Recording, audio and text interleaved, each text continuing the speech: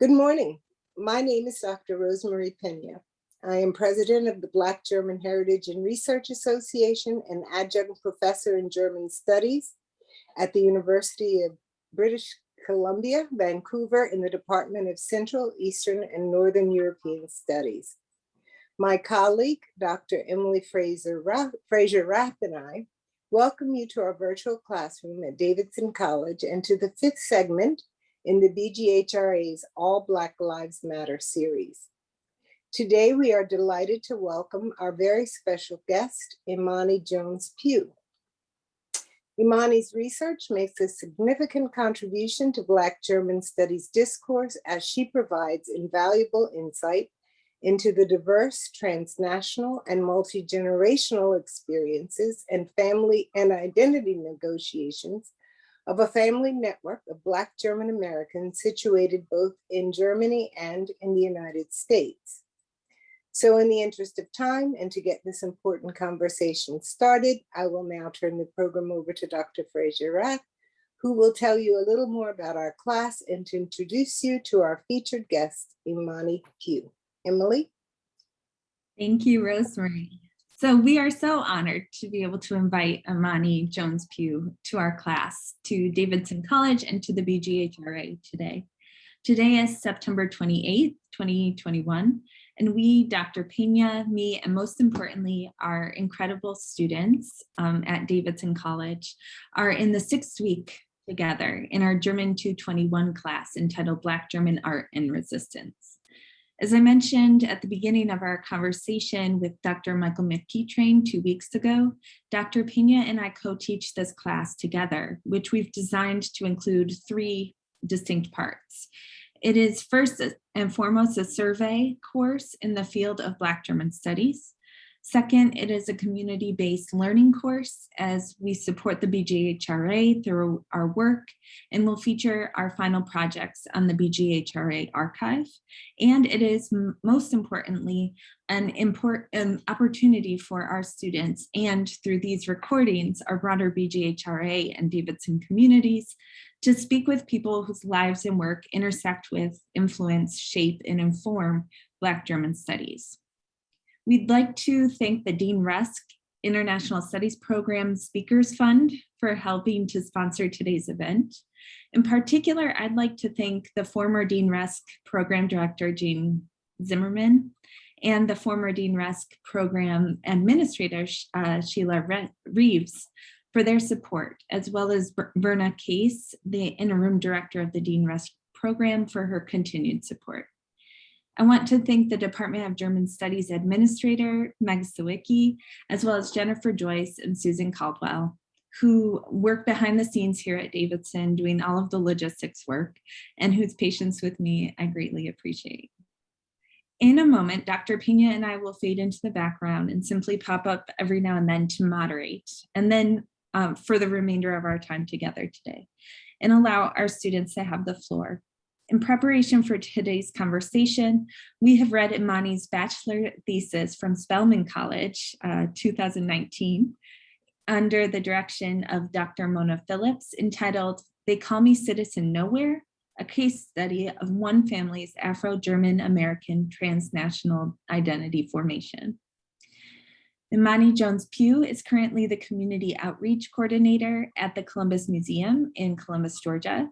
She has previously worked for the Goodwill Career Center through AmeriCorps and as the STEM program facilitator for Girls Inc. Imani is currently an MPA candidate at Columbus State University and has her bachelor's in sociology from Spelman College, as I mentioned before. So without further ado, I'd like to now turn the conversation over to Imani Jones-Pugh and to our wonderful students. Imani? Good morning, everybody. Thank you for having me, and thank you for such wonderful introductions. So first and foremost, thank you all for being with me here very early in the morning. Bear with me, I'm very nervous.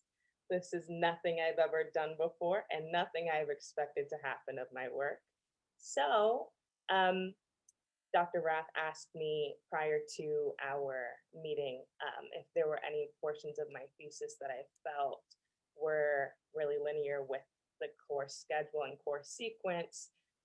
And I mentioned that the actual research and data analysis was something that I felt wasn't really important because they are direct oral histories of family circles and circles of kinship. So I guess one of my first questions to all of you to sort of start the conversation is, um, from what grounding did your interest of taking this course begin? And what knowledge did you have of this Black German history prior to selecting the course? Yeah, go ahead. Thank you. Good morning. Thank you for being here with us today. Such an honor. So I'm a German major. I'm a German bio major, and for previous German classes, I did the minorities in Germany class, and most of my German classes were very considering of the minorities and the diversity that exists in Germany, for which I think most of us, I'm from Greece, and even as a European, I wasn't aware of how rich the diversity is in Germany. And then rich diversity also brings a very deep past and sometimes dark past, as in this case.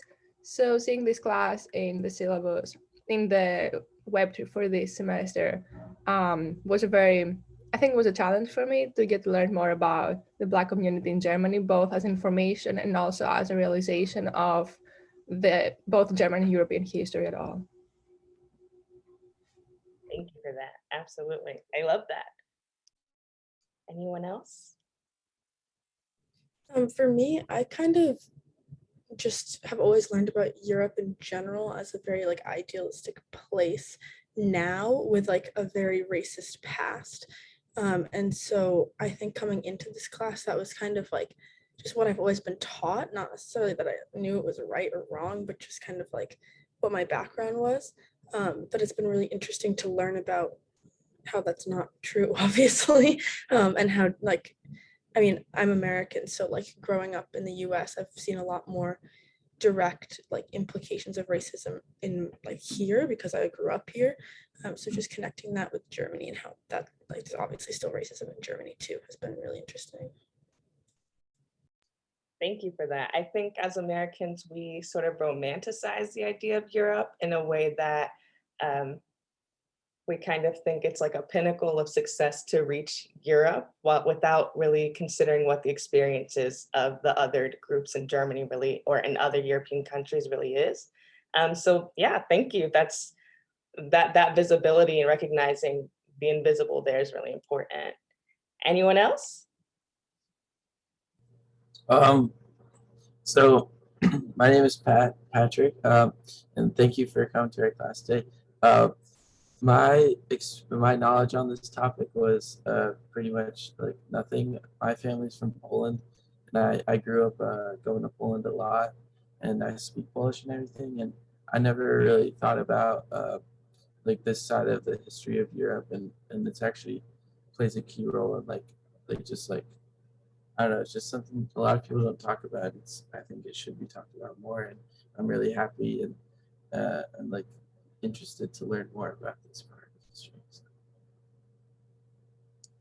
Thank you for that. Seems like maybe you and I had some similar childhoods because I went to Germany frequently and I didn't recognize my otherness in a lot of spaces because I felt comfortable in Germany. I speak German fluently.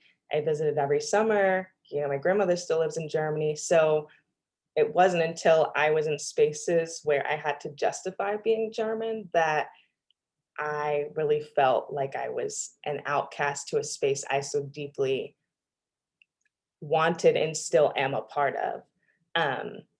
So that's what a lot of my thesis work was really about, sort of centering my mom's experiences and my own experiences in conversation between two histories that have very racialized histories and sort of bringing light to an identity that doesn't really merge with the larger Afro-German picture. So Spelman is an HBCU in Atlanta, Georgia. And it was in my freshman year where I was sort of able to decide what my senior thesis would be about. And although I was really hesitant to talk about a topic that was so personal to me, I didn't, I couldn't figure out anything else that I wanted to talk about. I wanted to give context to a Black experience that was both German and American, um, but was very unfamiliar to a lot of people surrounding me. Um, so growing up, I was a part of a lot of Afro-German forums and spaces. Like I said, I speak German, so my mom would always find German community here for us, whether they were Black Germans or white Germans. Um, and our small groups of kinship, there was a lot of discourse around pain and feeling alienated and sort of feeling othered in places that we considered home. And so I really just wanted to give context and further context to the literature that's already out there. And very thankful to folks like Dr. Pena who have paved the way for, these studies and have allowed me to feel substantial in this, and that, autoethnography is very important. And if not primary sources, then what else do we have to tell? So one of my first questions is, I guess, what were maybe some of the largest takeaways that some of you had when reading the thesis?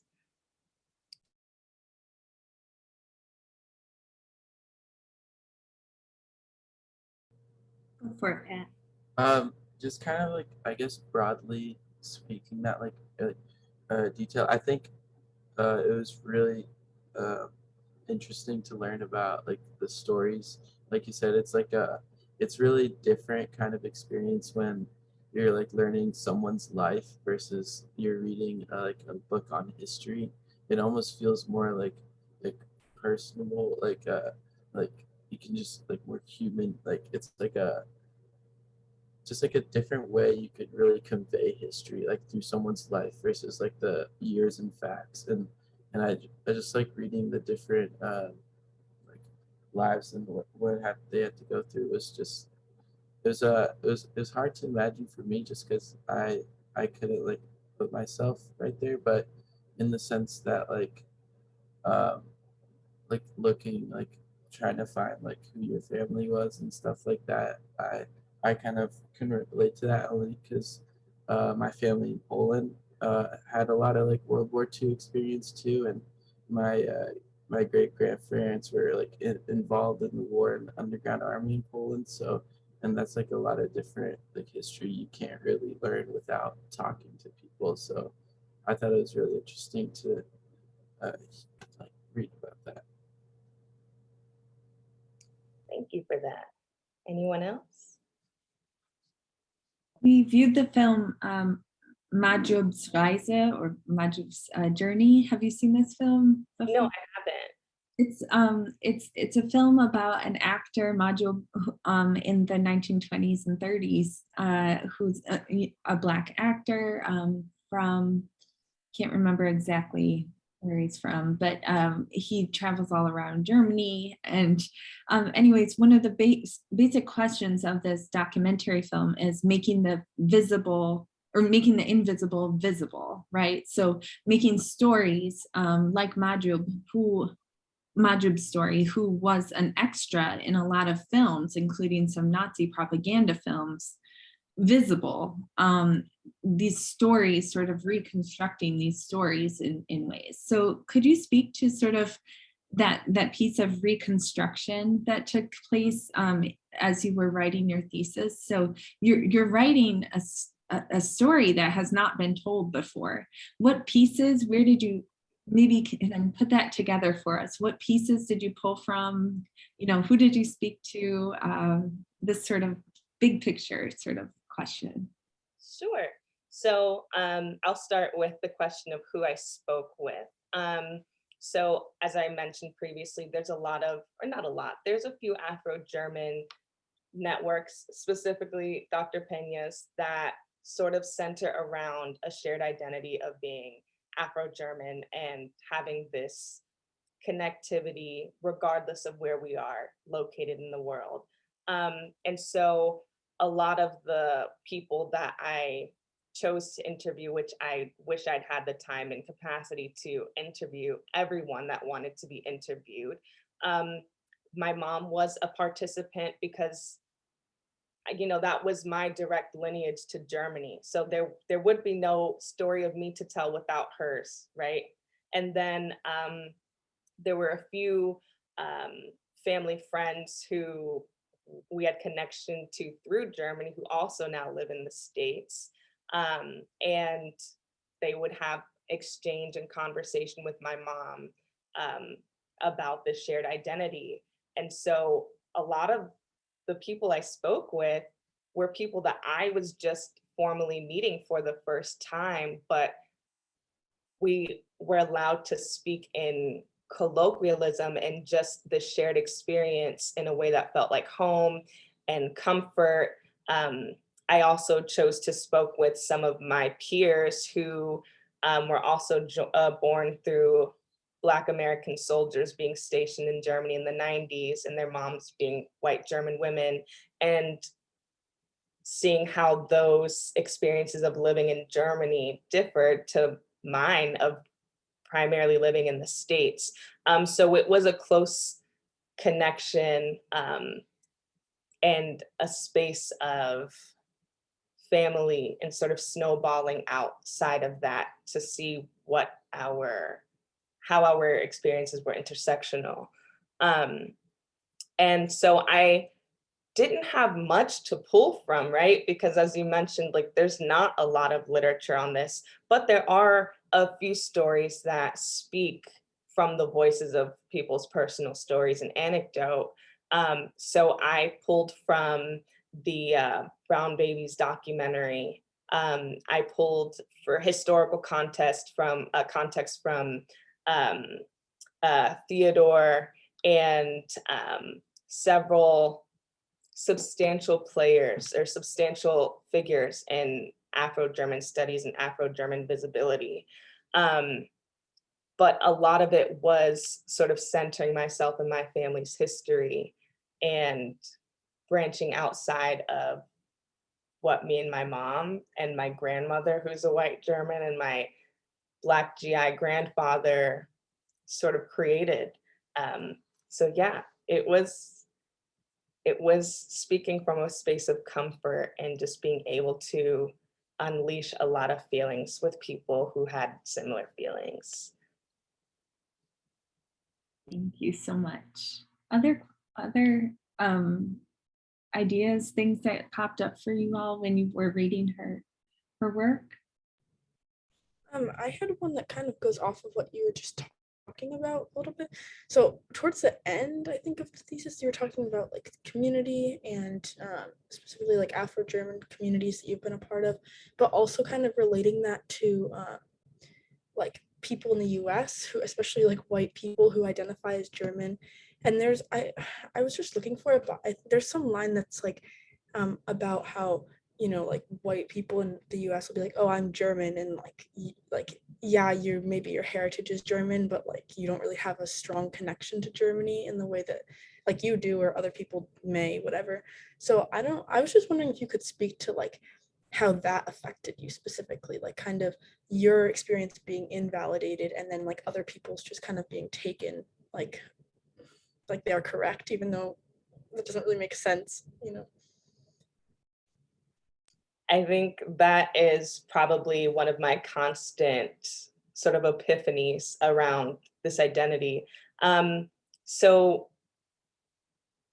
yeah, like this constant justification of my dark skin having such close proximity to Germany, which is homogeneously a white country, right? And so I've experienced a lot of white Americans who claim, this generational tie to Germany in a way that they just want to hold on to a little bit of something without having that cultural integration, right? In a way, or the cultural upbringing of these practices and traditions and language. So there were very sort of solidifying moments in which I would maybe, you know, announce that I'm German in a certain situation. And I would sort of get this look, and still do, where I had to then answer all of these sort of qualifying questions in which a white person who didn't have direct German connection would critique whether that was enough for them to view me as German. And in the end, most of the time they didn't, right? They still left with questions, even though I thought that I'd satisfied all of them, in which I really didn't need to, right? Because at the end of the day, there shouldn't be a question, because Germany doesn't just have one face anymore, and it hasn't had one face for a really long time. There is a very specific situation. I was in high school taking a history test, and I had a history teacher sort of point out to his colleague, hey, this is the student that I was telling you that speaks German. And so I have this white male teacher who's looking at me and kind of like sizing me up and down. He's like, but how German are you? And obviously I wanted to respond, well, are you confronting me in a way that is like of genuine curiosity, or are you trying to test me? And so I sort of explained, well, my mom's German, I speak German, I lived in Germany. And he sort of starts saying the most unwell pronounced German words to me, curse words on top of that, where I'm just like, okay, you're wasting my time. And he sort of, every word that he said, he sort of asked, well, do you know what that one is? And what about this one? Very condescending, right? And so in fluency, I just said a sentence to him, and he was like, wow, you're kind of right. She does speak German. And you know, what do you say in that moment without being, you know, without being disrespectful, and without, you know, just giving some ammo to upset someone? And so I just sat there in like disbelief that this man felt he needed to quiz me on something he had no knowledge about, just because he looked closer to being German than I did. And it was very embarrassing for him, I would think, because now what am I supposed to do with this, and with these little curse words you just told me that nobody I've ever known has ever said to me, or uses around me. And if that's all that you could bring to the conversation, then we're on two different playing fields. we're just on two different playing fields. So I had lots of situations in which there was this layer of needing to prove myself in a space of white Germans and white Americans, and specifically white Americans who knew nothing of Germany besides, you know, maybe celebrating an Oktoberfest or wearing a Dirndl or a certain type of beer that they like to consume. And how could I explain to these people that our experiences didn't compare, because I was enriched in this culture, right? So these constant justifications outside of a community or inside a community I was hoping to be accepted by just because we shared this German connection, perhaps, was like a constant rejection in a way. Yeah. Well, thank you for your question, though. Thank you. Thank you. Anything else? So how did writing like something so personal sort of fuel your research process? Oh, I'm Raphael, by the way. Hi, Imani. Thanks for being here. Hi, nice to meet you. I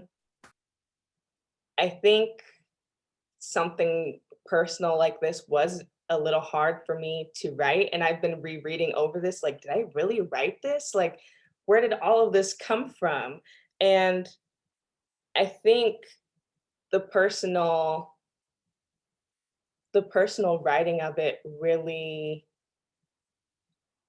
came from this pain of being like othered and just really wanting to be recognized by people that I share a lineage with, and a lineage that's not, that's a lineage that's very still alive, right? And so when I confronted my professors with this idea of a Afro-German related thesis, I was confronting people that, you know, hadn't really heard of an identity of mine and were really interested in how this story could layer onto other Black diasporic experiences. So, you know, realizing that it wasn't just Germany who didn't know about this identity, but that there were lots of Americans who didn't know about the identity really fueled my want to continue sharing stories and sharing my stories to kind of further the activism behind it that Dr. Pena and others alike, you know, center their work around.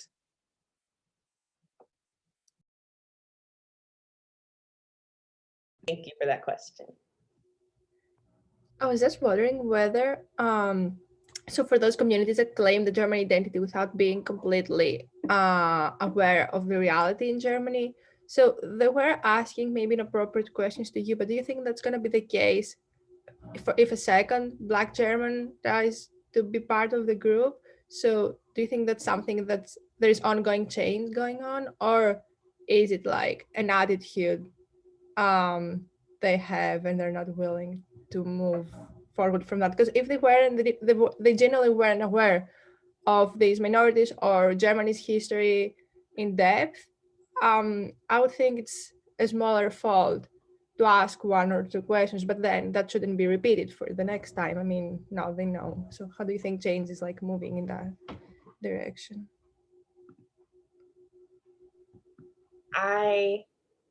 I don't know if there's significant change happening around Germany recognizing minority groups. But I don't live in Germany, so I can't really speak to the everyday lived experiences of folks living in Germany that are of color.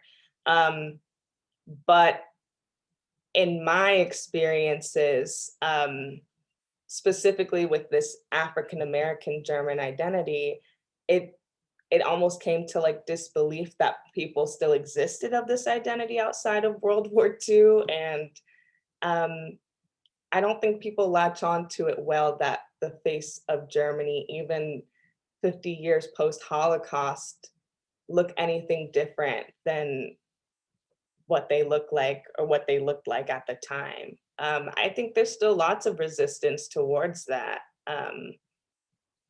And a lot of that resistance is seen in like Germans still using derogatory terms to label things such as food items or street names, or, you know, even just calling people terms that they just don't wish to be called, that they are very clear about not wanting to be called. So there is a resistance. And I don't know if there will ever be a full acknowledgement of Germany just looking a little different than what folks might have intended it to look like. Thank you for that question. Did I answer your question correctly? Okay.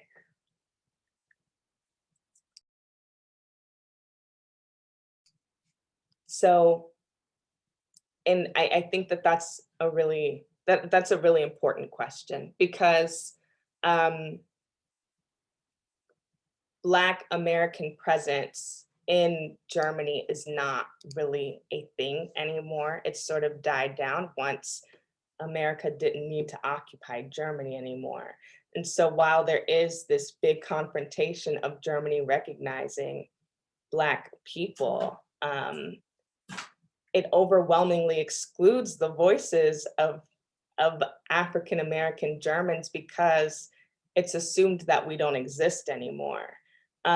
So I was often confronted with these ideas that when I was walking around with my grandmother, that she had adopted me from said some country in Africa, and even in her response of, you know, acknowledging that we were family and that we were blood and that it didn't get any closer than her and I, there was still hesitance and still this sort of like white saviorship that she got to live in about like doing the right thing. So I think, again, this thesis was for me to sort of breathe life back into an existence people sort of felt hopeless about being recognized between the two countries. I have a question about just like kind of like how you just said when you were in Germany, kind of like not being, or I guess your identity not being recognized well. But then how did that compare to you being Black in the US? And was that kind of different? I mean, I know we kind of touched on like being German and Black in the US, but in terms of like just race, like on the surface, how did that compare? So precursor, and this is stated in my thesis, that my mom opted to move us to the States out of just recognition that we probably wouldn't have the easiest life in Germany, being of color and being acknowledged and recognized as legitimate socially.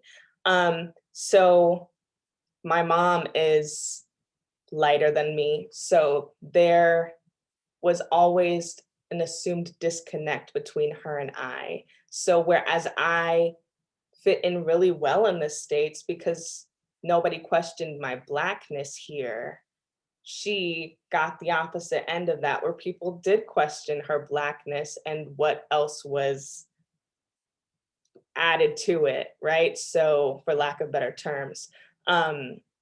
So race in general in the States for me was not really something that I had to battle because nobody questioned whether I was authentically Black. But it was in Germany where phenotypically I was Black, but I was being assumed to be a part of a different diasporic sort of migration to Germany.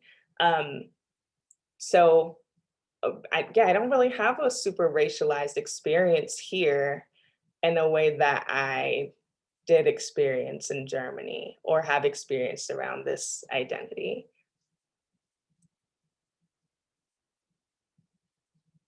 Thank you for your question.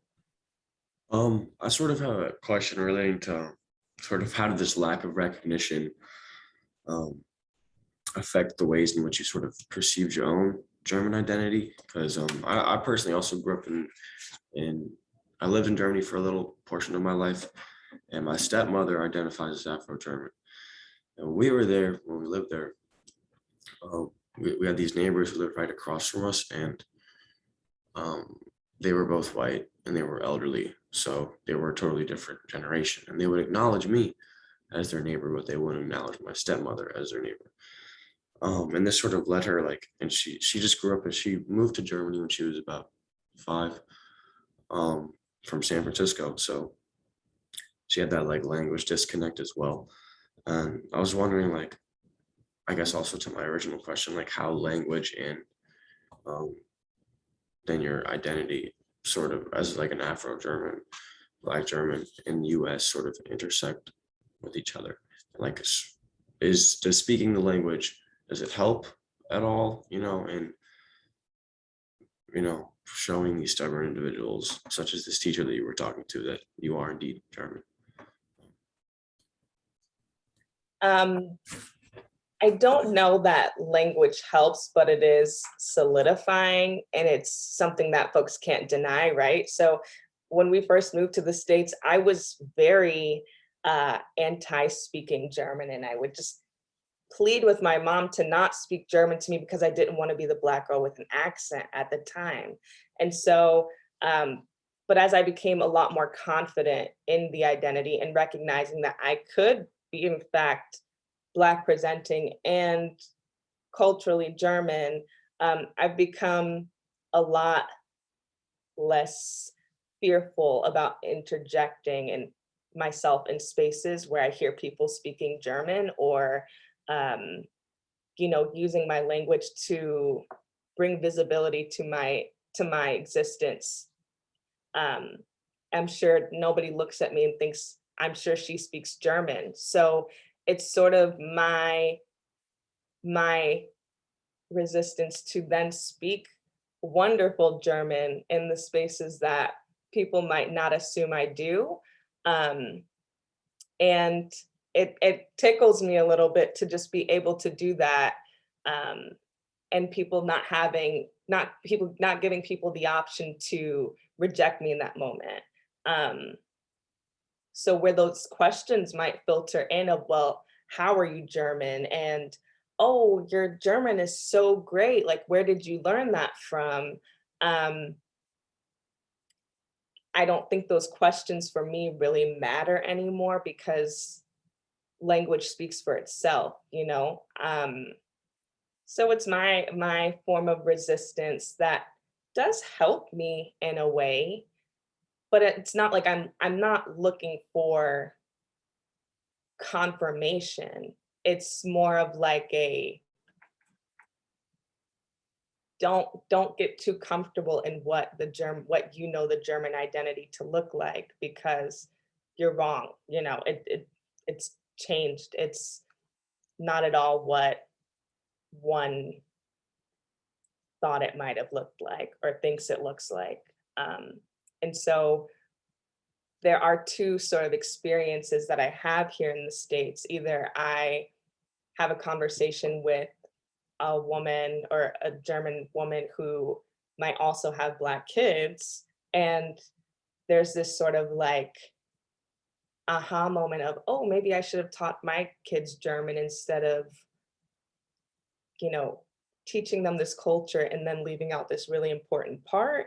And then I have the experience of white German women who sort of give me the size up and down, but then realize like, oh wow, look, okay, she is in fact what she's claiming. So there's two layers to the experience. But I've become really comfortable, and I love injecting myself in a conversation that people automatically remove me from. Thank you for your question. Thanks for the answer.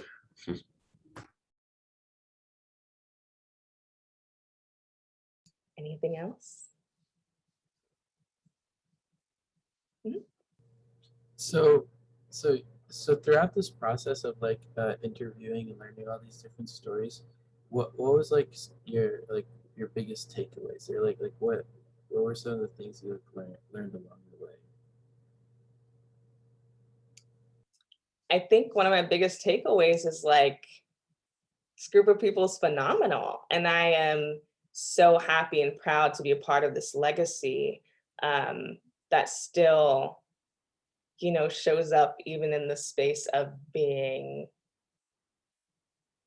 sort of invisible. I was really honored to be able to learn the stories of people that I'd always known, but without really having that opportunity to sit down with them in the way that I did with my thesis. It sort of brought context to this larger identity that is so multifaceted by gender and age and location between America and Germany, or having lived in both places, that it just really grounded for me what a spectacular and sort of unique experience this is to be a part of.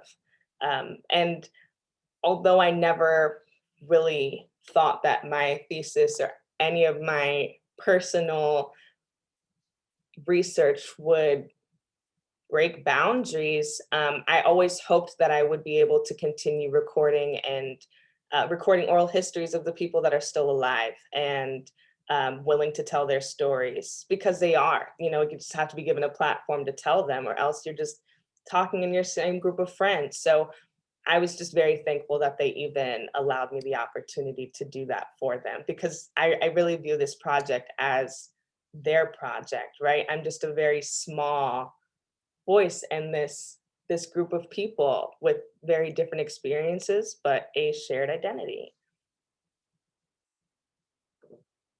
Thank you. think this is worthy of maybe a moment of further contextualization, because for people who I'm thinking of our viewers later, but also for our students now, right? This idea that of Black German studies as sort of covering and touching on certain people and certain groups of people, but then leaving out a big subset of the population and of experiences and work and so on. So in German studies, even more broadly, it's becoming more common to see the work of Maya Im, which is incredibly important, right? Who's a poet in the early, or in the 1980s and 90s, right? To see the work of Katharina Oguntoya, to see the work of Ika Hugo Marshall. And these works are incredibly, as I mentioned, important, but represent Black German women living in Germany, and living in primarily big city Germany. So that's wonderful that we're starting to see more inclusion of, not just dead white men in the German curriculum. However, when we're talking about Black German studies, and this is something that Rosemary has taught me over the past couple of years, is that actually Germany's borders exist far beyond, right, Germany itself, that the Black German experience exceeds even what it means, how Maya Im, Ika Hugo Marshall, and so on have identified as Black German, right? I wonder if maybe you could speak to that a little bit, about sort of when you came across these bodies of literature and these various resources that you used to contextualize in your thesis. There are holes in that because of the way that Black German studies has been talked about in the US context in particular, but more broadly, more generally, so. So I definitely ordered every book there was to order for my literature review that mentioned anything in Black connection to Germany. And it was really important for me to use those holes to sort of plug my family's story in those holes. So while I knew that it was really important for me to address the history surrounding Black existence in Germany, I very quickly recognized that it wasn't being addressed in literature, but I knew that I was also presenting my work to peers and professors that weren't familiar with this identity. So in order to even bring a different face to a white Germany, I knew I had to situate general Blackness in my storytelling in a way that sort of followed a chronology of how then my family and other families alike grew to be another subset of German population. So yeah, like I used their work as a sort of navigation to then sort of insert my own experiences and my family's experiences as the other side of an Afro-German experience. But yeah, I mean, it's not having never gone to school in Germany, but being in conversations with people who still resisted a Black face to Germany,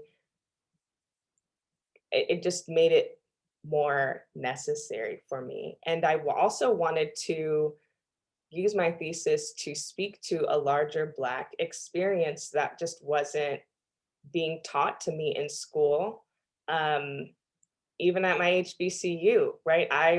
I was allowed to bring in another layer of a global Black experience that a lot of folks just were not aware of. So it was very layered, right? To be German and then to be Black and then to bring these two countries together that already have a formed relationship through really large historical situations and occurrences, but like you said, there's this really gaping hole of what happened with Black soldiers in Germany, right? The military is a large vessel that creates a lot of hyphenated identities. And for the military to be the vessel that formed this identity, without this identity being recognized as American or German history in literature or in context, yeah, just really grounded this idea and what I ended up writing about. So there are several books that speak about this union between America and Germany as the relationships begin to unfold, but they are from the lens of white writers, right? So they're not actually speaking of these lived experiences. They're speaking about a general history of it. And like Patrick said, you know, to bring personality and breadth to the lived experiences in a way that other literature texts just weren't doing for me regarding my African American German heritage. I couldn't have even thought of anything else to write about. Imani, I have a question for you. If you recall, when you first shared your thesis with me, I think it was now, what, 2 years ago? Mm-hmm. I don't think, and correct me if I'm wrong, that you realized how important it was. You are absolutely correct. And my question to you, because at that time I said, what next, Imani? And you were not interested in pursuing that research further. You were going in another direction. And I'm just wondering what you're thinking today. Are you considering pushing forward and writing further and doing further research? And I'll say for us. Absolutely. There is nothing that I want more than that at this moment. I think that as I am refamiliarizing myself with what I wrote, I am really recognizing how important it is. And I think it's just a very human experience to feel like your personal life is a very small thing compared to the rest of the world. But I mean, on a macro level, this is a large history that does need to be recognized, or that I hope people are willing to recognize. So yes, absolutely, Dr. Pena, I hope that we are able to become the powerhouses behind this activism and resistance to changing the German face. Thank you, thank you. And you know, I'm delighted to hear that. And you know, we'll be talking again soon about just how you're going to do that. And you know that I and the BGHRA will be behind you 200%. Thank you.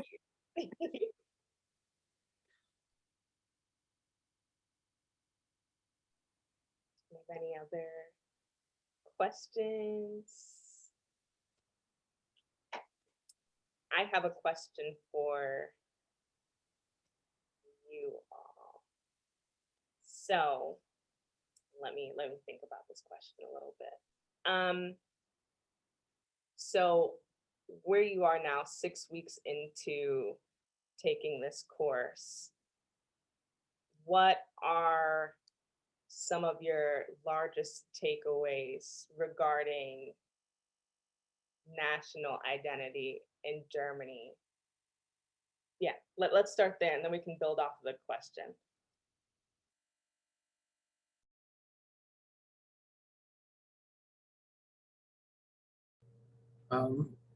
One thing, so I think this class has brought like the thought of like identity and like what like people identify. I've never really, I mean, I've thought about it a lot, but I've been like thinking about it a lot more recently because of the class. And one thing we learned about was specific to Germany was the idea that a lot of people believe that you have to have German blood to be German, and there was like this whole idea behind like this, if you don't have German blood, then you're not really German. So um, I guess like what I've learned is it's that really almost doesn't mean a lot. I mean, it means like I guess in some ways like if you German heritage, like if you have more and more family from Germany, you probably do identify more German, but it doesn't play the main factor in identifying as German.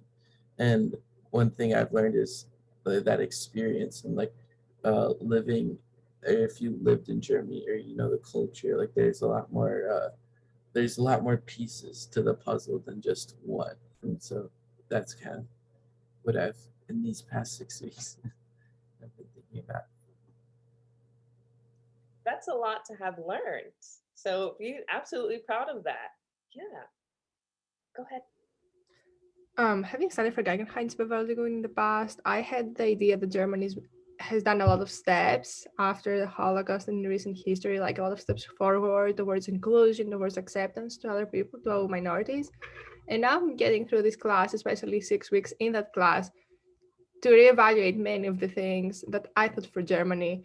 So, for instance, what we said about using inappropriate vocabulary sometimes in advertising campaigns or for street names and all of that, it's like it's taking me back. And I'm like, oh my gosh, Germany still has such a long way to go to actually like secure equality between all its citizens. And that's just for its citizens, not to talk about people, influxes of people who now come in or new minorities that might emerge with people moving around the world. And then, yeah. For me, I kind of have been thinking, I mean, obviously about Germany, but also other countries, just in terms of like transnationalism as a whole, because I have like a lot of friends from high school who kind of who are like first generation or second generation people who like whose parents are from other countries, and so like they identify with whatever country their parents are from also. But then in the context of Germany, and I think like government in general, I think it's really interesting to think about like we've talked about this a lot in terms of borders and governments and how people like to put people in categories, but just about how the German government specifically isn't recognizing minorities and also minorities like in other countries, which I think just kind of confirms what we've been saying about how this is not just Germany, it's also the US and other places, obviously, but that people just kind of want to keep like their country in like the lines of their country, and like that's who's from Germany. So that's been a really interesting thing to challenge and kind of like learn about more. And I've been kind of trying to look out for that also as we read your thesis, but also other readings for the class. And Yeah, like Patrick was saying, having German blood is like this signal and sort of signifier that one is in fact German. Whereas in the States, if you move to the States or you're born on German or on American soil, you are considered an American. That fight for legitimacy is very different in Germany because you do have to prove some sort of bloodline. So it erases a lot of people who have lived in Germany for generations because the state does not recognize them through their social citizenship, but relies on this bloodline. And so whereas in America, right, you have this situation where you can be anything and American, and you don't really have to prove your Americanness to anybody. It's just an assumed identity that once you are ingrained in this culture, well, that's racially layered, but once you're ingrained in this culture, you can be as American as you want to be. There's no real rejection to that. So yeah, it's kind of like this veil that unlifts where you're like, there are lots of spaces that truly look to silence minorities in a way that erases their ties to a space, because right? Like you said, those borders, and those borders are not just physical borders, they're racial borders. They're this phenotypic expression that people want to hold on to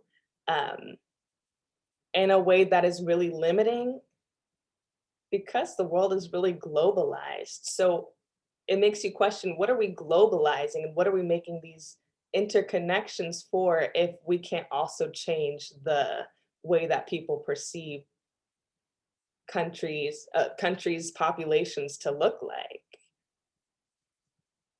Yeah, so that's wonderful. Yeah. Anything else? I think like one of my major takeaways from the course so far has been like sort of this connected history between the US and Germany, and like how it in a lot of ways moves on, like lives on in the present.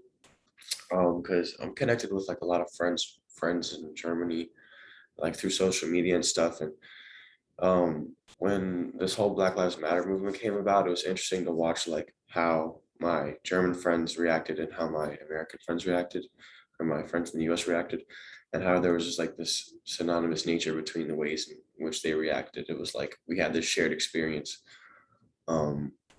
like this shared history between, from World War II, and so on and so forth, and how it sort of has become like a unified fight to like preserve or to like create a space where national identity can include, like the national German identity can include being Black as well. And it's really interesting that you say that because there are a lot of Black soldiers, specifically my grandfather, who would mention that he felt so much freer in Germany racially than he did in America, which is really interesting considering that America's presence in Germany was to dismantle a racialized system and a extremely ethnic cleansing system that was also happening in the States in a very different way. But there's these two racial projects that I'm sure were very confusing for Black soldiers to experience, how being at home in America was a lot more hostile and violent versus an entire nation's attempt to whitewash a space, but they still felt a lot more comfortable there and a lot more understood. And a lot of literature will speak to this idea that Germans at the time felt a sympathy to the civil rights movement occurring in the States, but weren't really reciprocating that same energy for what had just happened regarding the Holocaust. So what an experience, right? What a weird experience to have, to feel a lot freer in a country that is on the global front of whiteness versus the place that you're defending.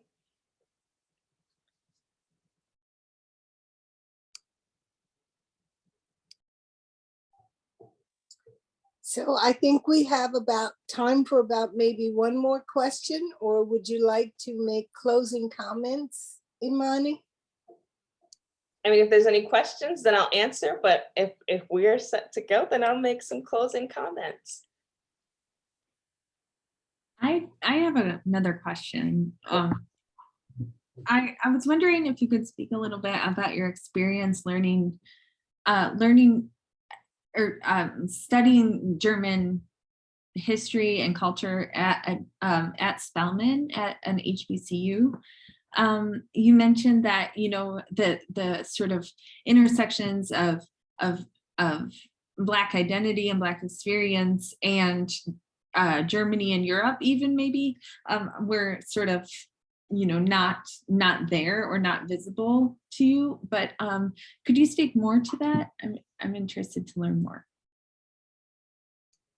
So I didn't physically take any sort of German studies courses at Spelman. Morehouse did offer a German language course, which wasn't very filled with students because I think there's an apprehension. If you don't have a connection to a place, then you may not feel very comfortable to enter that space in its history.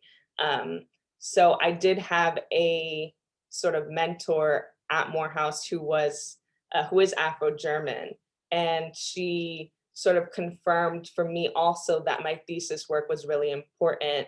And so there were a few opportunities for Black students who didn't have any knowledge about Afro-German experiences to sort of get some insight about that. But overall, I was sort of on my own in figuring out whether this research was going to be sufficient.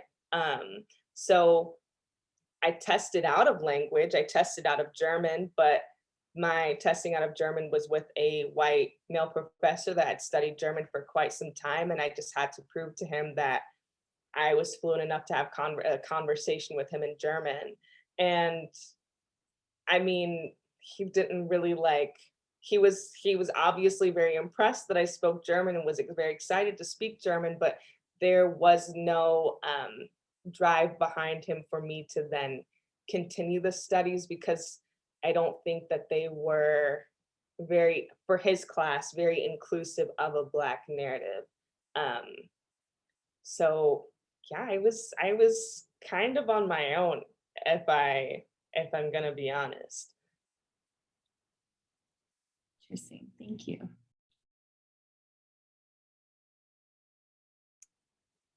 Anything else? Well, I absolutely thank you all for reading my thesis and having questions for me and having a really great conversation with me. And I thank you all for taking a class that might have been outside of your own comfort zones and your ideas of Europe and Germany.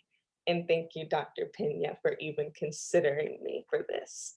I really appreciate it. Well, of course, it's both an honor and a pleasure, and I'm very grateful to you for joining us. So in closing, I'd like to again express my appreciation to Dr. Frazier-Rath and Davidson College for allowing this conversation to take place, and to Imani for her generosity in sharing her thesis with us. A very special thanks to our amazing students for their earnest preparation and thoughtful contributions to today's discussion. We invite you who are watching to visit our website at bghra.org and to follow the BGHRA on Eventbrite, Facebook, Instagram, and Twitter to learn about our past and future events. Our YouTube channel hosts recordings from all of the earlier sessions in our All Black Lives Matter series, and also from our 4 international conferences. Mark your calendars for February 17th to the 20th, 2022, when we will be hosting our 5th BGHRA conference virtually in partnership with Africana Studies at Rutgers University, Camden. I thank you again for your time and attention and wish you all a wonderful rest of your day. Thank you.